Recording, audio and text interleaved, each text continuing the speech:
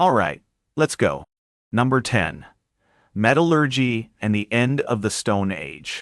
Roughly 7,000 years ago, somewhere in the mineral-rich hills of the Balkans, a human being held a piece of greenish stone over a fire and discovered that the rock itself could bleed. The stone was malachite, a copper ore. Under sustained heat, it released droplets of pure metal, which cooled into something the world had never seen. Not chipped, not flaked, not shaped by fracture, poured. For more than 3 million years, every blade, every scraper, every weapon had been made by breaking stone. The Stone Age was not an era to the people living in it. It was simply the way the world was and had always been. And then, in a single glowing bead of copper, that world quietly ended. At first, copper was a curiosity.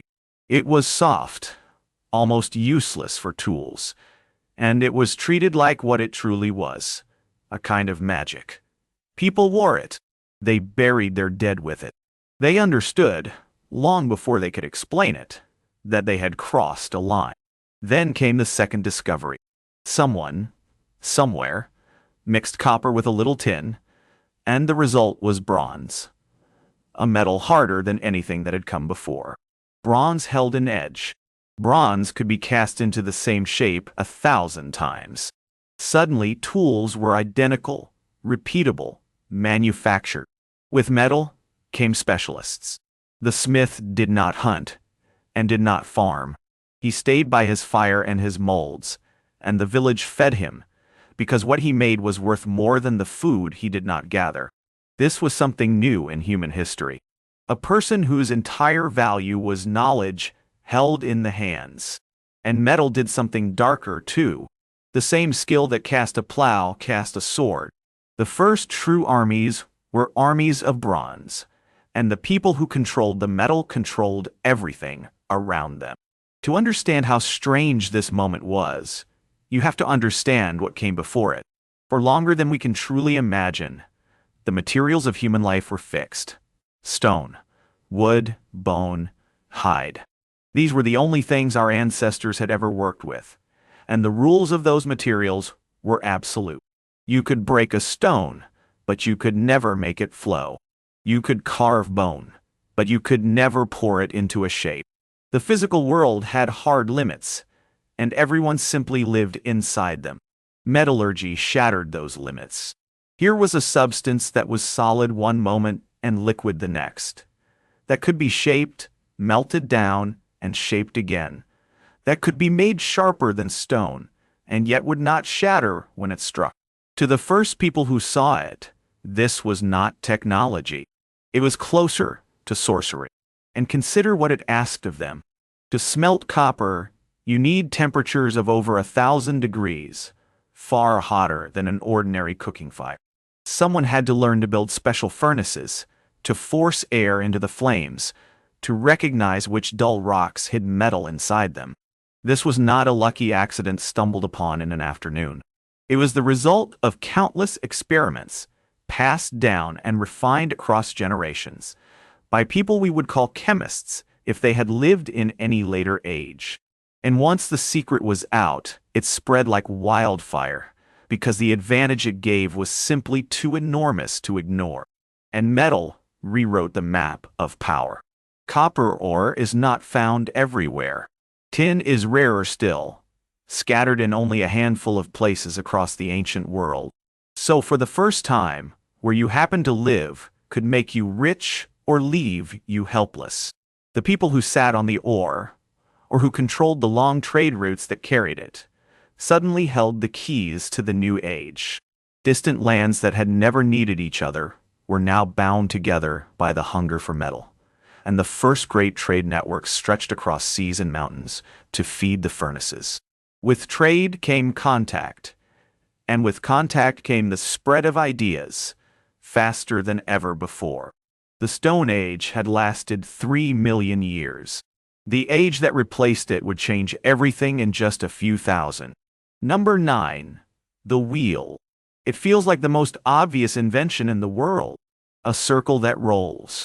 And yet, The wheel appears shockingly late in the human story, around 5,500 years ago, long after farming, long after cities had begun to rise. The reason is simple. Squirrel. The wheel by itself is almost useless. A rolling disc is just a disc. What makes the wheel work is the part nobody thinks about. The axle. The wheel and axle had to be joined with an impossible precision. The hole at the center could not be too tight, or it would seize and stop. It could not be too loose, or it would wobble and break. And the ends of the axle had to be smooth and round and almost frictionless. Get any part of it wrong, and you have nothing. Get all of it right, and you have changed the limits of human strength forever. The first wheels were not for chariots or carts. Many archaeologists believe the wheel was born spinning in place, as the potter's wheel, turning wet clay into perfect circles. Only later did someone tip the idea onto its side and let it roll across the ground. Once it rolled, distance collapsed. A single animal could now pull what 10 people could barely drag. Goods moved. Trade moved. Armies moved. The wheel did not just carry weight. It carried civilization itself, faster and farther than human legs had ever managed. And here is the strange part. The basic design was so perfect that it never really changed. The wheel on a modern car is the same idea as that first wooden disc. Think for a moment about why it took so long. Human beings had been intelligent, creative, and tool-making for hundreds of thousands of years before the wheel appeared. We had tamed fire, crossed oceans, painted caves, and built temples, all without it. The problem was never imagination. The problem was that the wheel is a system, not a single object, and every part of that system has to be solved at the same time. You need the wheel. You need the axle. You need tools precise enough to shape both. You need hard wood, or the axle wears away. You need to understand the enemy of all moving parts, friction, and find ways to fight it. Miss any one of these, and the whole idea collapses into a useless circle of wood. This is a pattern you see again and again in human history. The breakthroughs that seem most obvious in hindsight are often the ones that required the most hidden pieces to fall into place. There is another reason the wheel was slow to spread. In much of the world, it was simply not useful. A wheel needs a smooth, hard, level path. In thick forest, in swamp, in mountains, in desert sand, a wheel is worse than useless, and a pack animal or a sledge will beat it every time. Whole great civilizations, including mighty empires in the Americas, knew about the rolling circle and used it on children's toys, yet never built a single cart, because the land they lived on gave them nothing to roll it across. The wheel was not destiny. It was a tool that waited for the right ground, and the wheel did something to the human mind, not just the human back.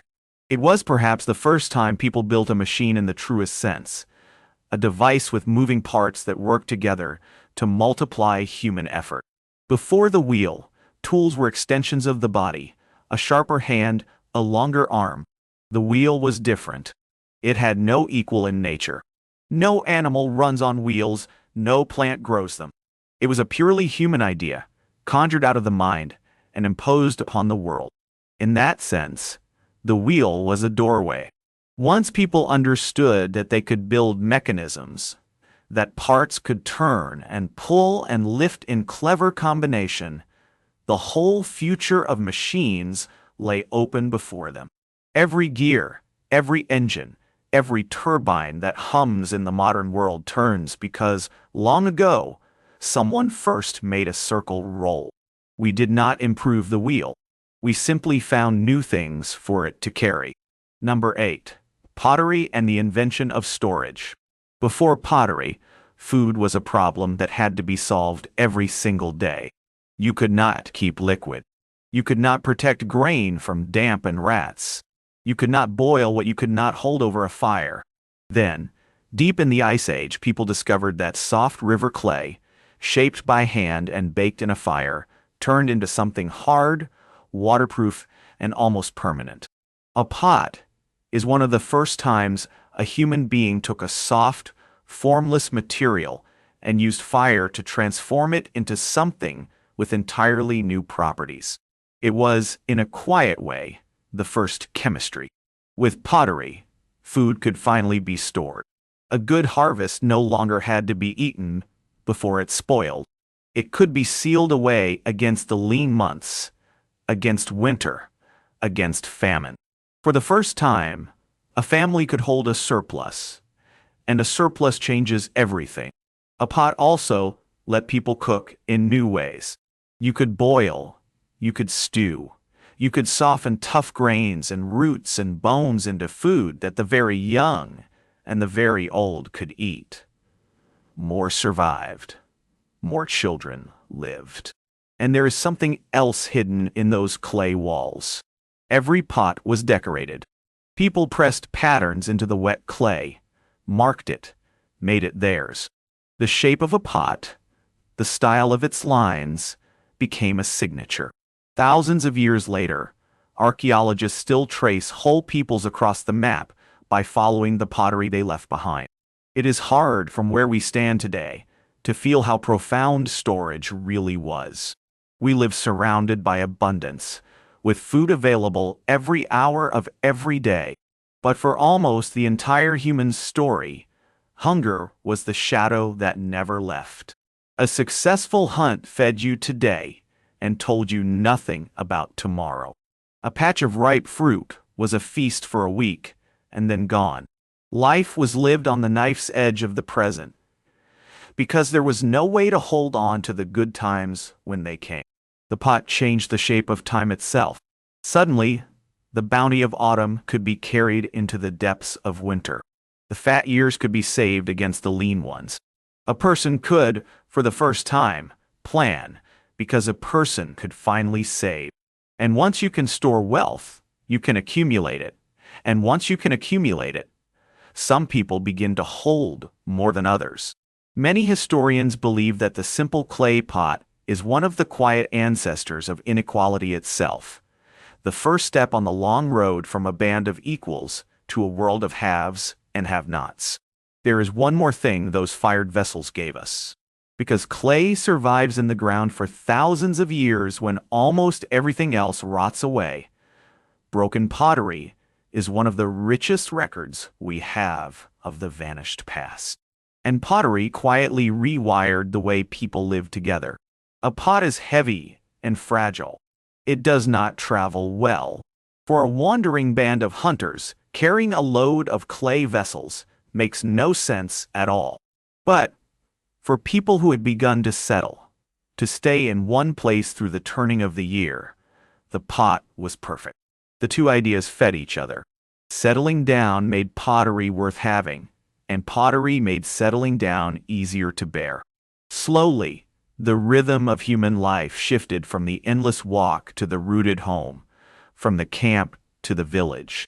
And around those first permanent hearths, with their rows of stored and sealed and simmering pots, the shape of all future life began to form. The humble pot fed us, preserved us, and quietly recorded who we were. Number 7. The bow and arrow. For most of human history, to kill at a distance meant to throw, and a thrown spear carries only the strength of the arm that throws it. The bow broke that limit. The genius of the bow is that it is a machine for storing time.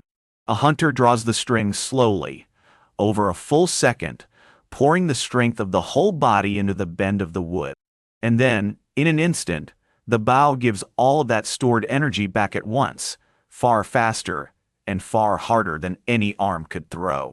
It is one of the first times humans stored energy in an object and released it on command. With the bow, a small human could kill a large animal from a safe distance. The hunter no longer had to close in, no longer had to risk the horns and the hooves and the teeth. From behind a rock, from up in the grass, Death could arrive silently from far away. This changed hunting, and it changed war. A line of archers could break a charge before it ever reached them. For thousands of years, the people who mastered the bow ruled the battlefield, right up until the day that another stored energy weapon, gunpowder, finally replaced it.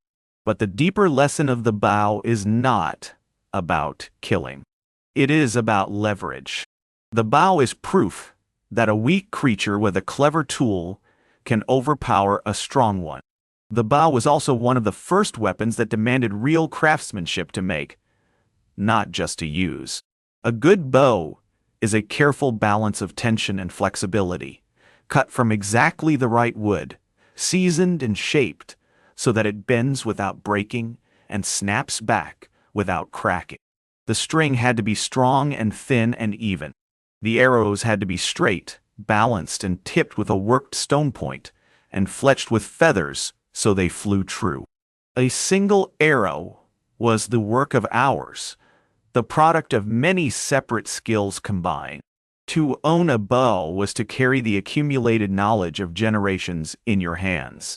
And the bow rewarded patience and skill in a way that brute weapons never had. A weak, aging hunter who knew exactly where to aim could now bring down prey that would have overpowered a young man with a spear. The playing field tilted, away from the strongest body and toward the steadiest hand and the sharpest eye. In a quiet way, the bow was one of the first tools that let brains beat brawn so completely that the strong could no longer simply take what they wanted. The bow also changed the balance between humans and the animal world in a way that is easy to miss. For most of our history, the largest and most dangerous beasts were simply off limits, too powerful to face without terrible risk. The bow erased much of that fear. A skilled archer, hidden and patient, could now take down almost any creature that walked, swam, or flew from a safe and silent distance. This filled the cooking pots, but it also tipped the scales of an entire planet. Many scientists believe that the spread of skilled human hunters, armed with projectile weapons, helped drive the great Ice Age giants, the mammoths, and the giant elk and the rest, toward their end. The bend of a simple stick gave a soft-bodied primate the reach of a giant, and the world has never been the same since. And that idea, that intelligence beats raw strength, is the whole story of our species in a single bent stick. Number 6. Writing. Way. 5,000 years ago, in the mud of ancient Mesopotamia, a person pressed a reed into wet clay and changed the nature of memory forever. The first marks were not poetry, and they were not prayers. They were receipts. So many jars of oil, so many measures of grain, so many days of labor owed. Boring, ordinary records of who owned what. But something extraordinary was hidden inside that boredom. For the first time in the history of life on this planet, a thought could outlive the person who thought it. Before writing, all knowledge lived in living minds, and when a person died, everything they knew died with them. A village was always one bad winter away from losing its oldest stories, its hardest lessons, its memory of how things were done. Writing broke that cycle. Now, a voice could speak across centuries, to people not yet born. A law could outlast the king who made it. A discovery could be passed to a stranger 1,000 miles and 1,000 years away. Knowledge stopped dying with each generation, and instead began to pile up, higher and higher, one clay tablet at a time. Everything we built after this rests on that foundation. Every book, every law, every formula, every line of code that runs the modern world is, in the end, a descendant of those first scratches in the mud. We often say that history begins with writing, and that is literally true. Everything before it, all those millions of years, we call prehistory, the silent ages. What makes writing even more remarkable is how it was born. Not as a flash of genius, but as a slow, practical solution to a very dull problem. As villages grew into cities, and cities grew into the first states, somebody had to keep track of it all. Who had paid their taxes? How much grain sat in the temple storehouse? Which merchant owed what to whom? The human memory, no matter how good, simply could not hold the accounts of thousands of people. So the first scribes began with little tokens and tally marks, then simple pictures, a drawing of an ox to mean an ox, a drawing of grain to mean grain. Slowly, over centuries, those pictures became simpler, more abstract, until they no longer looked like the things they named at all, and instead began to stand for sounds. And the moment marks could capture sounds rather than just things, writing could capture anything a person could say. It could hold a name, a poem, a prayer, a lie, a love letter, a law, a tool invented by accountants to count sacks of barley had quietly become the tool that could record the entire inner life of a civilization. We tend to imagine that great inventions are born from great ideas. But again and again, the truth is humbler. The most world-changing tool in human history began as a way to make sure nobody cheated on their taxes. And once thought could be frozen into clay and stone, power itself began to change its nature. A spoken command vanishes the instant it is uttered, and lives only as long as someone remembers it. A written law does not. It sits there, fixed and unchanging. Long after the mouth that spoke, it has fallen silent. Kings could now rule lands they had never seen, sending written orders down the river to officials they would never meet. Debts could be recorded and enforced years later. Treaties could bind nations across generations. Writing gave the powerful a reach across both distance and time that no shout, no messenger, no memory could ever match. It was in the end the true foundation of the state, of the empire, of every large and lasting human organization that has ever existed. None of them could hold together without records, and there are no records without the written word. Writing is the moment humanity finally learned to speak to the future. Number 5. The dog. Somewhere between 20 and 40,000 years ago, in the cold of the Ice Age, two predators made a quiet bargain that neither of them could have understood. One was us. The other was the wolf. The exact story is lost, but it likely began at the edge of the firelight. The boldest, least fearful wolves crept close to human camps, drawn by scraps and bones. The ones that were calm around people were fed. The ones that panicked or attacked were driven off or killed. Generation after generation, without anyone planning it, humans were breeding fear out of the wolf and friendliness in. And slowly, the wolf became something that had never existed before, the dog. This was the first time our species reshaped another living creature to fit our needs, thousands of years before we tamed a single crop or farm animal. The dog was our first invention made of flesh and blood. And what a partner it was. Dogs guarded the camp through the dangerous night. They tracked and ran down game no human could catch. They hauled loads, they kept children warm, they sounded the alarm. A human with a dog could see further, hear further, and fight better than a human alone. We gave the dog safety and food and a place by the fire. The dog gave us its loyalty, its senses, and its life. What makes the story of the dog so astonishing is that it happened at all between two animals that should have been deadly rivals. Humans and wolves hunted the same prey, across the same cold lands, in the same desperate winters. By every law of nature, they should have been enemies to the end. Instead, somehow, they became partners.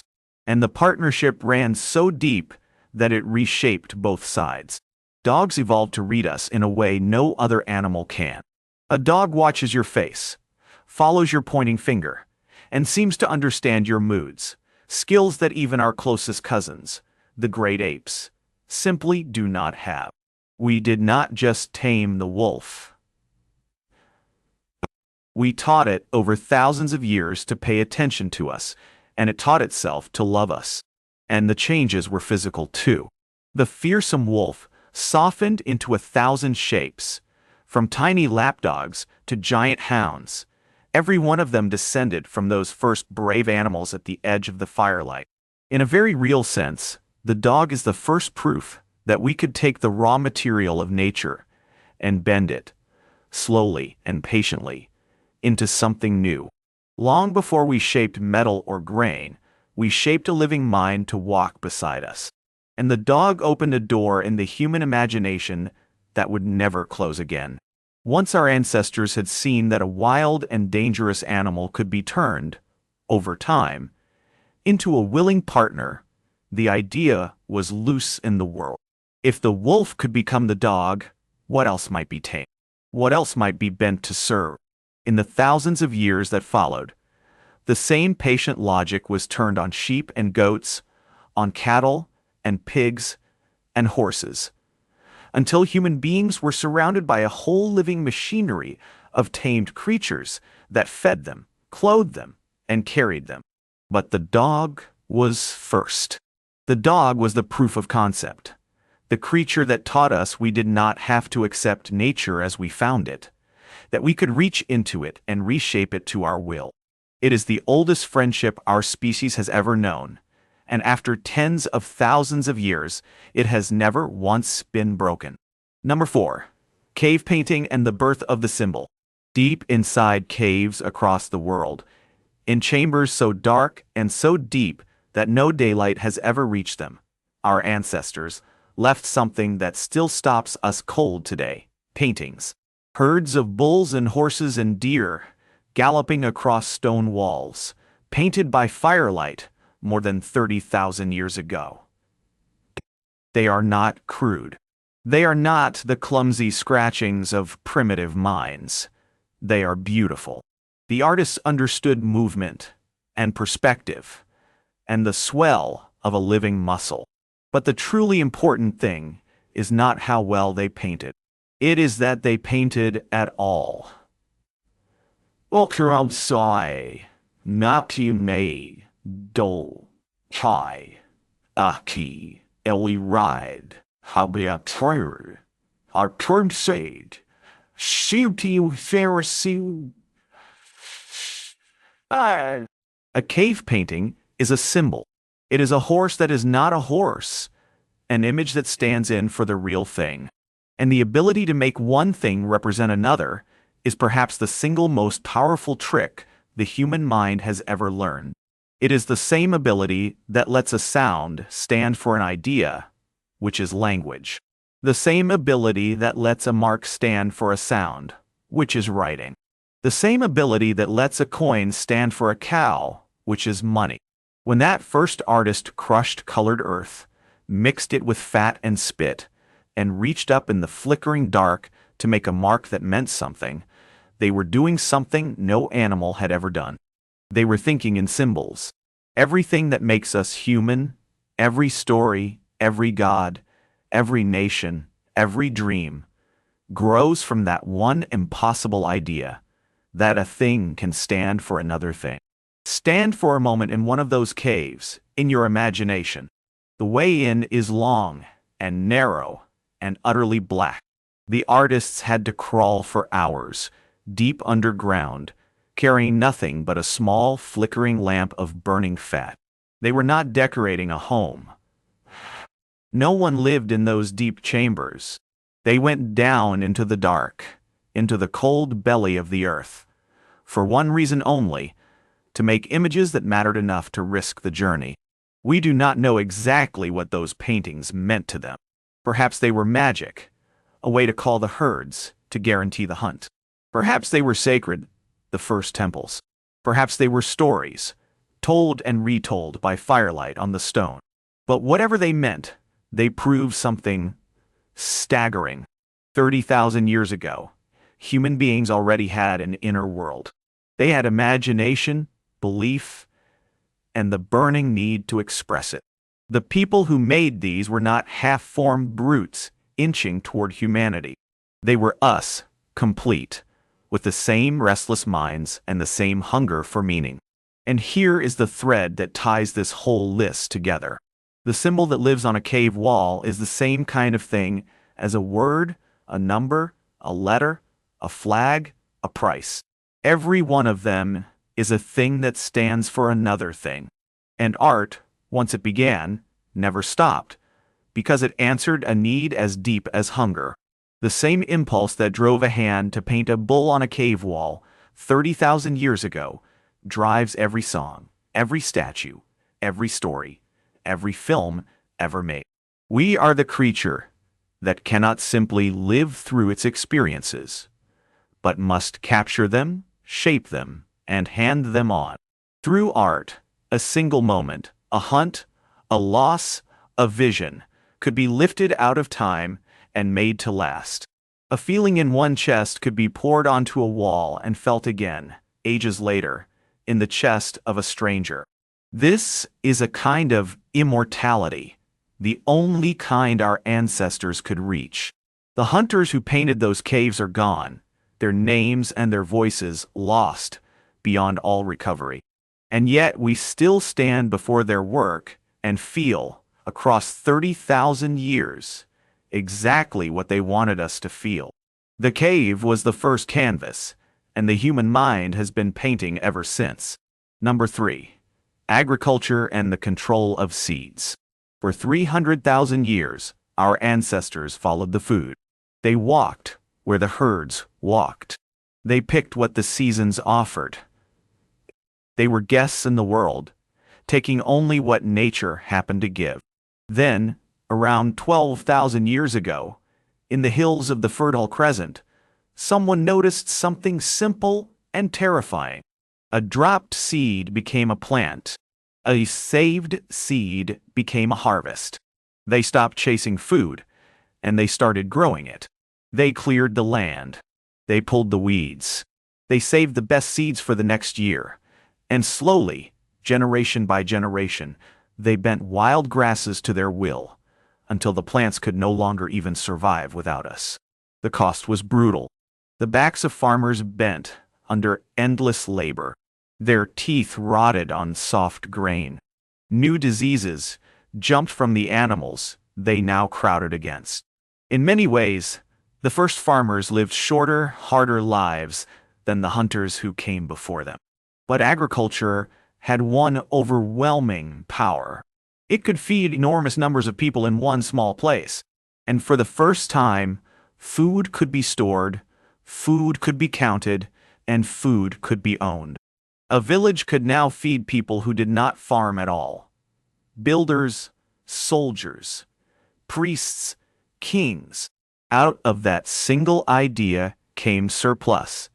And out of surplus came everything we call civilization, cities, writing, law, war, and wealth. But never forget the bargain we made. We did not just tame the plant. The plant tamed us. It is worth sitting with how strange that bargain really was. The hunter-gatherers who came before were, by many measures, healthier and freer than the farmers who followed. They worked fewer hours. They ate a wider, richer variety of foods. They moved through the world as they pleased, owning little and owing nothing. The first farmers, by contrast, bound themselves to a single patch of earth and a handful of crops, and to a life of relentless, repetitive labor, planting, weeding, watering, guarding, harvesting, from dawn to dusk, season after season, forever. So why did they do it? Because farming, for all its misery, won the only contest that ultimately mattered: numbers. A patch of farmed land could feed 10 times as many people as the same patch left wild. And 10 hungry, crowded, hard-working farmers will always in the end overwhelm one free and healthy hunter. The farmers did not outlive the foragers. They outbred them and outnumbered them, and slowly filled the world. This is one of the great hard truths of human history. The path we took was not chosen because it made us happier or healthier. It was chosen because it made us more numerous, and the more numerous way of life simply swallowed all the others. We did not just tame the plant. The plant tamed us. And from that one act of saving seeds, the entire architecture of the modern world unfolded, step by inevitable step. Stored grain had to be guarded, so walls were built. Walls had to be defended, so soldiers were trained. Surplus had to be counted, so writing was invented. Land had to be divided, so laws were written and kings were crowned to enforce them.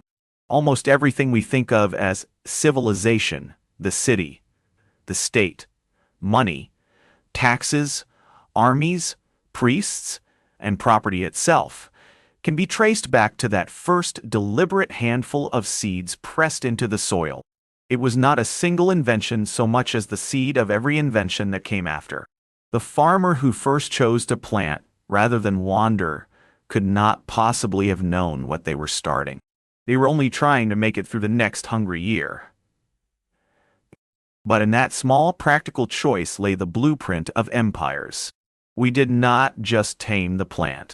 The plant tamed us. It tied us to the land, chained us to the seasons, and built the entire modern world on the back of a single bent stalk of grain. Number 2. Language. This is the discovery with no monument. It left no tools, no ruins, no bones we can point to and say, here, this is where it happened. And yet it may be the most important thing our species ever did. Somewhere in our deep past, human beings learned to do something no other animal can truly do. We learned to turn the world into sound. A specific noise from the mouth could now mean a specific thing. Danger. Water. Follow me. That tree, not this one. Tomorrow, not today. With language, the contents of one mind could pour directly into another. Knowledge no longer had to be relearned by every person through painful trial and error. A father could tell his son which berries were poison without the son ever having to taste one. An elder could pass down the memory of a drought that happened before anyone living was born. Language turned a group of separate humans into a single thinking thing, a network of minds sharing one growing pool of knowledge. And it did something even stranger. With language, we could speak of things that were not there. The past, the future, the imaginary. We could make plans, tell stories, describe gods that no one had ever seen, and convince 1,000 strangers to believe in the same idea and act as one. No other creature can do this. A bee can show another bee where the flowers are. Only a human can argue about what happened yesterday and dream about what might happen next year. Every other discovery on this list was made by people who could already talk about it, plan it, and teach it. Try, for a moment, to imagine a world without it. Not a quiet world, but a world where every mind is an island. Where everything you learn, you must learn alone by your own painful trial and error, and where everything you discover dies with you, locked inside your skull forever. In such a world, there is no teaching, only imitation. There is no history, only the eternal present. There is no plan that more than a handful can share, no story that binds a tribe together, no idea that can travel further than one person can walk and point. That is the world almost every animal still lives in. Language is the bridge that carried us out of it. And the most extraordinary thing about language is that it turns time into something we can cross. Through words, the dead can still teach the living. A lesson learned 10,000 years ago, about which root heals and which kills, about where the water hides in a dry season could be carried forward, mouth to ear, across hundreds of generations, never once having to be paid for in blood again. Every human being who has ever lived has stood on a mountain of inherited words and added a few grains of their own before passing it on. We are not the strongest animals, nor the fastest, nor the largest. What we are is the animal that talks, and so the animal that remembers together across the ages. And language did not just let us share the world. It let us build worlds that do not exist. With words, a person can describe a hunt that has not happened yet, and so can plan it. Can describe a creature no one has ever seen, and so can imagine gods and monsters and spirits. Can describe rules that bind people who have never met, and so can build tribes, then nations, then religions, out of nothing but shared belief.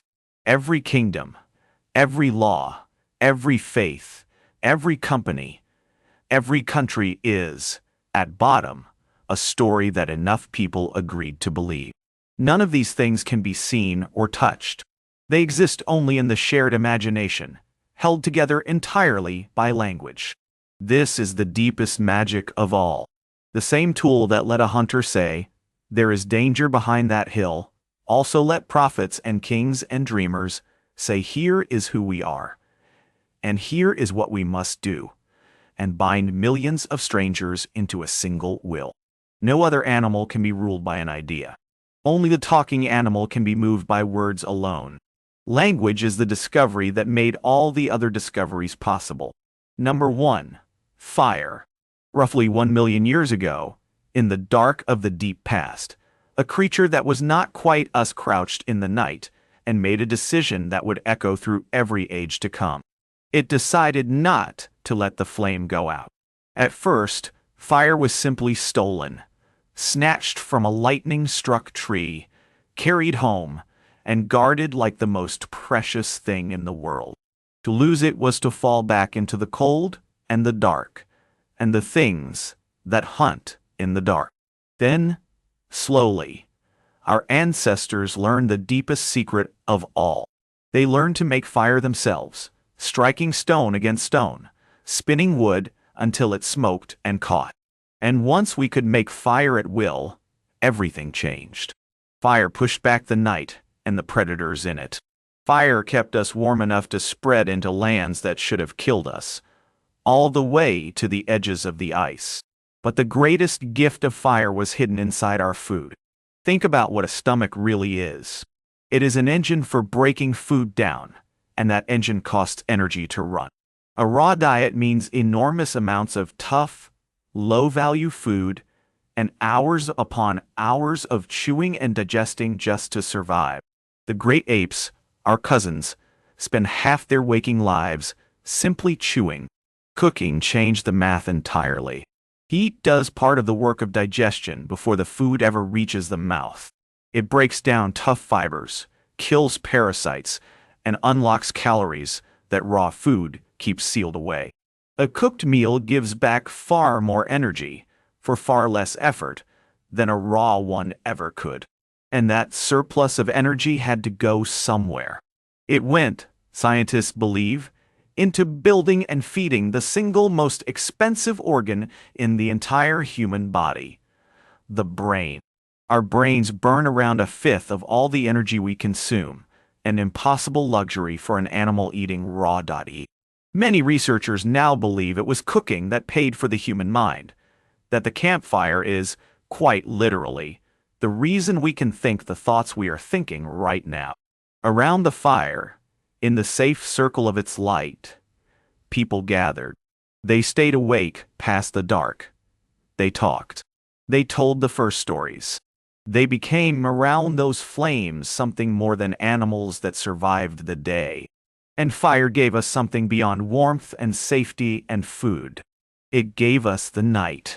Before fire, when the sun went down, the human day was simply over. There was nothing to do in the dark but huddle and wait for dawn, blind and afraid. Fire stole back those hours. In the glow of the flames, the day stretched on, and that new firelit time was not spent hunting or gathering or working. It was spent together.